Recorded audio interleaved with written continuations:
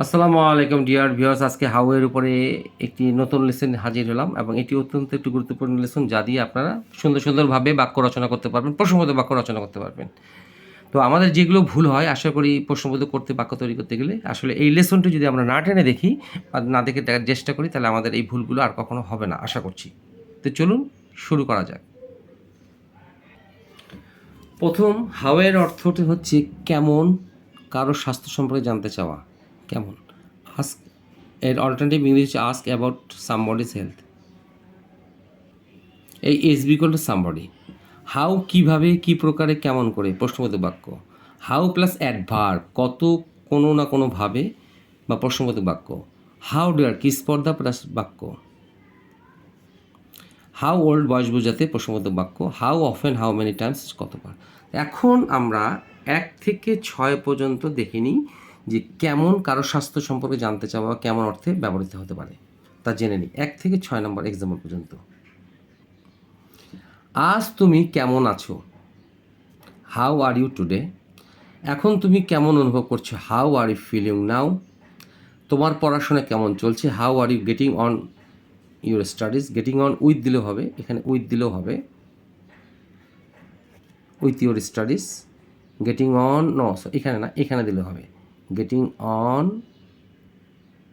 With your studies, এটা দিলেও হবে।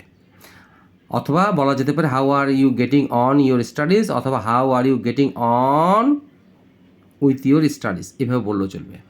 কীভাবে, কেমনে, কেমন করে তুমি তোমার ঋণ পরিশোধ করবে, how will you pay your depth.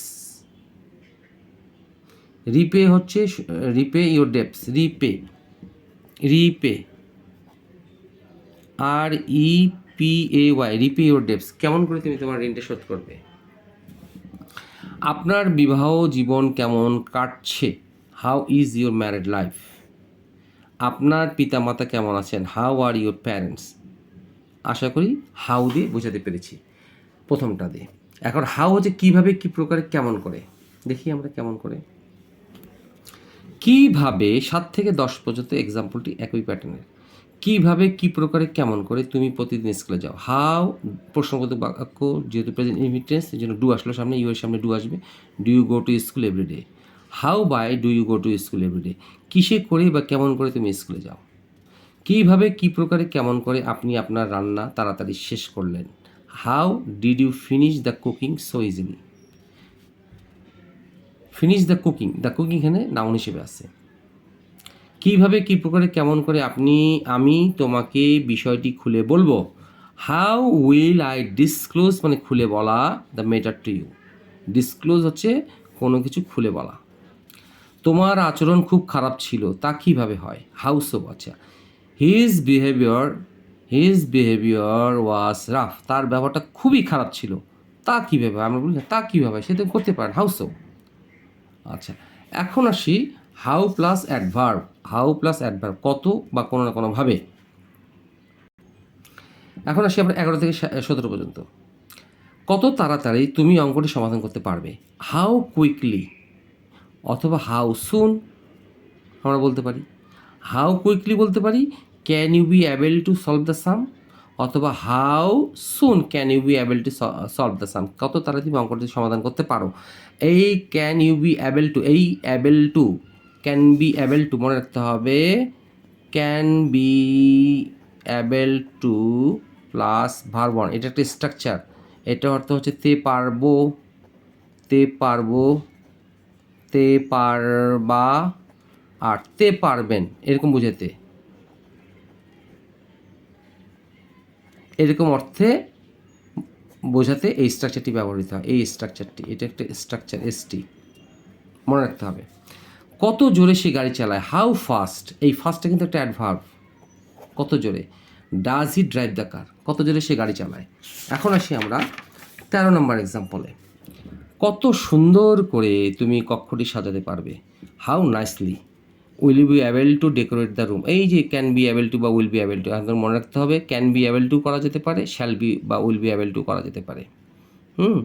আচ্ছা, কত খারাপ আচরণ দোকানদার তোমার সাথে করেছিল, হাউ রাফলি, হাউ রাফলি ডিড দ্য শপকিপার, শপকিপার হচ্ছে দোকানদার, ডিল উইথ ইউ, মানে তোমার সঙ্গে যে আচরণ করেছিল বা তোমার সঙ্গে যে ব্যবহারটা করেছিল কত খারাপভাবে, কতটা জোরে, কতটা জোরে বা কত জোরে, কতটা জোরে বা কত জোরে সে তোমাকে ধাক্কা দিয়েছিল, ধাক্কা মেরেছিল।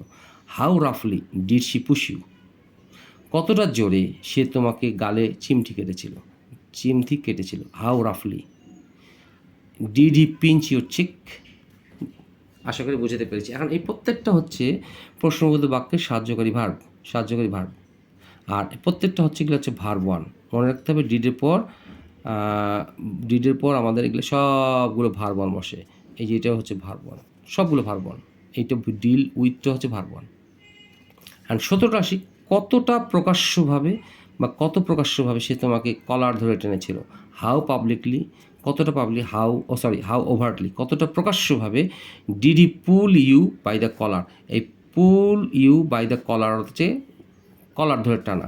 আমি বেজ ওয়ার্ডটা লিখে দিই, pull somebody by the COLLAR, অথবা এটা একটি ব্যবহার করা যেতে পারে এই এসবি ইকুয়াল টু হচ্ছে আমাদের সামবডি, এটা আমাদেরকে মাথায় মনে রাখতে হবে। হ্যাঁ, অথবা কলার COLLAR, কলার সামবডি, কাউকে কলার ধরে টানা। এটা হচ্ছে সরাসরি ভাব, এটা হচ্ছে একটা ফ্রেজ।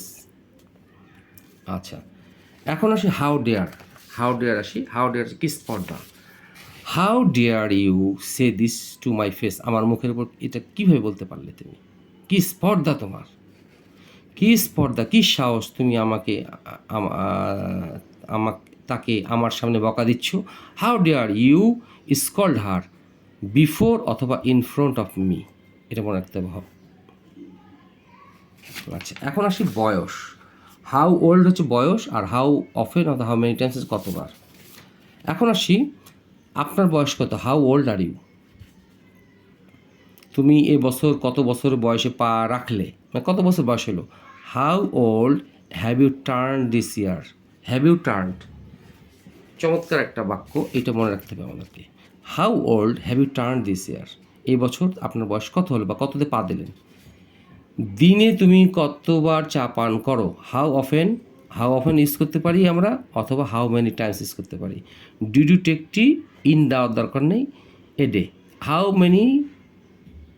হাউ মেনি টাইমস অথবা হাউ অফেন, হয় এটা ইউজ করবো অথবা ইউজ করবো। Did you take tea, a day.